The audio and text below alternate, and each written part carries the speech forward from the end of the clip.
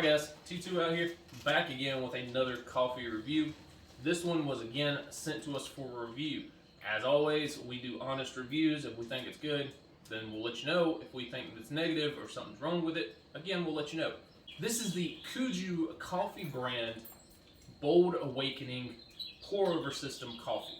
David, you've had Kuju before. We've mentioned it on this channel before. You've had it before. I have.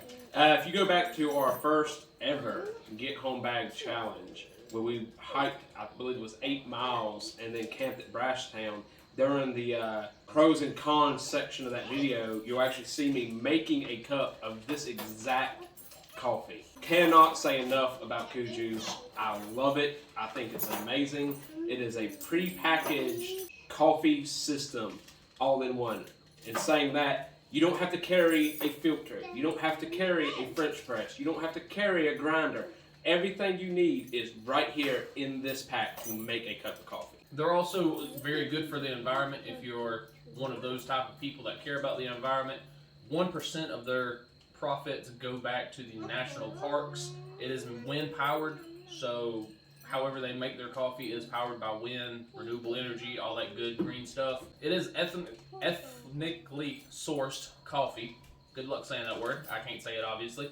But so they do take good care in how they get their coffee beans and how they grind it up.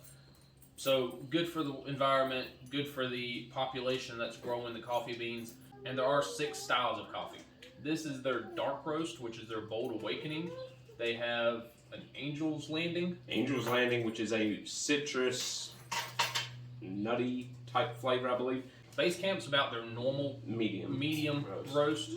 And then they have 3 others. I'll post them on the screen. They're just by country, so I'm not sure. All the information is on their website. These are about $2 to $2.50 per pack. So more expensive than the Folger singles, more expensive than the Folgers tea bag systems that I use. About the same price as the Starbucks Via. For a good cup of coffee, is it worth it? We're gonna find out. Alright guys, so we got our water to a boil.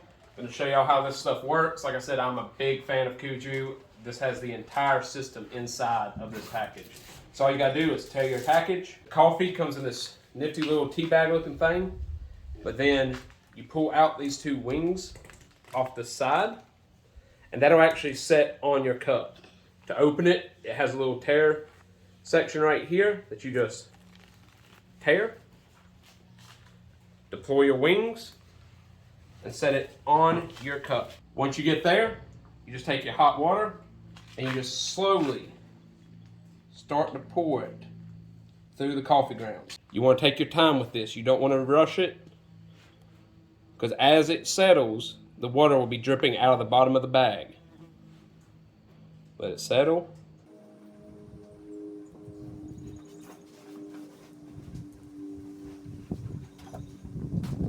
I know it might seem like this is taking a little bit, but this whole process will only take about 2 minutes.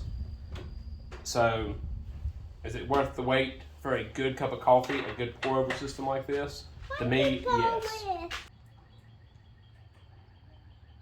And we got our little helper here helping us today. It's melting. It's not melting. We're starting to get close to the end now. Once you get all the water poured in, you do not want to just instantly say it's done. You want to actually let that bag set for a little bit. Let all those final drippings drop down and really get all of your money's worth out of this coffee. All right, that should be all she wrote. Like I said, just let it settle in. The cup we use is actually just a little bit too shallow, so that the bag is actually setting in the water. That's not necessarily a bad thing, because we're not going to have any grounds or anything in our cup when we're done. What it's actually going to do is actually help us get a stronger cup of coffee by letting those grounds steep more like a tea bag in there. So I'm going to let this cool down for a few moments, and we'll taste it and see how it is. All right, guys, we're gonna give this Kuju a try. Once you're done with the bags, if you're in a pack it in, pack it out type place, or any nature trail or national park, make sure you pack your trash out. All you got is the little white baggie, the little filter with some grounds in it. Most places will allow you to dump grounds on the ground, so just carry that little paper off trail with you. Don't leave more trash than what you brought. All right, guys, trying time. Oh my goodness.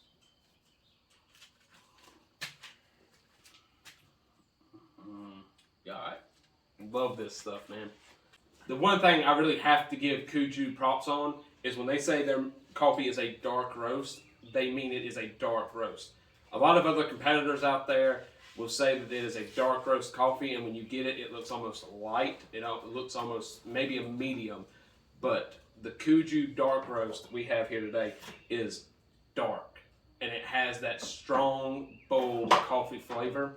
This actual coffee is coconut and berry, I believe is what they say the flavoring is on it. But it has that good, strong coffee taste. And I can't stop singing the praises. They are probably my favorite way to make coffee on trail. It's good. I can't deny that. It has a great taste. I normally drink my coffee black. It's pretty good. Would I carry it on trail? Yeah, sure. Why not? I don't see a reason. There's nothing inherently wrong with it. I can toss a couple of those in my Stanley Cup just as same as I can with the little Folger singles that I have.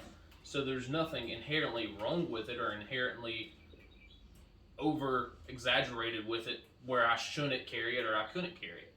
It does take about 2.5 minutes to pour everything into. Yeah, so it is a little slow, but I'm drinking coffee because I'm cold. I'm drinking coffee because it's morning time and I'm trying to get ready.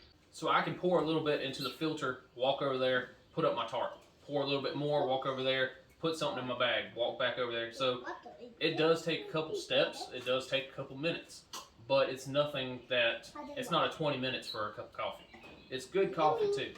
For $2, I mean, I'm going to spend more up here at the convenience store for a not that good tasting cup of coffee versus this. I mean, and we made about 8 ounces. Yeah, it was definitely enough for 2 of us. It was enough for 2. I would go all the way to venture, if you're not a heavy coffee drinker or you love it dark like we do, you know, this would probably make, I would say about 12 to 15 ounces. I don't know if I would get 2 cups, but 1 packet of that dark roast could probably make enough, obviously, for 2 people. And another big thing that I gotta just, yet again, shout the praises on is the weight. Mm-hmm. Because I noticed that a lot of other preppers and thru hikers and stuff like that are carrying French presses with them. Even in one of our previous videos, I've showed the French press that I carried with me. And this here would dramatically cut down on your weight. You're able to get rid of all that. And we keep harking on the 2-minute thing, but really even with the French press, you're waiting 3 to 4 yeah, at least. I mean, you're waiting almost 10 minutes for a cup of coffee. Yeah. So, I mean, yeah, it's a little bit more work, but the time's there. But yeah, Kuju, check them out. I think they're delicious. This is the first time I've tried them. You've tried pretty much all of them. Yeah. I think they're good. We appreciate y'all sending us some free stuff. But again, like we always said, we're honest. The only cons I could think of are that you do have to pack it out. I've got the GSI, Java drip. I've got X, Y, and Z. Most of them, you just throw the grounds over into the bushes. Okay. This, yeah, you do have the pack with the grounds still in it and the filter. That's pretty much the only negative next to, again, the 2 minutes, which isn't even that bad of waiting. Pros, they're delicious. Cons, there's not many. All right, guys, hope y'all had a good day. Again, check out Kuju. Kuju, we appreciate it. Yeah, that's all we got. All right, everyone. T2 out. Later, guys.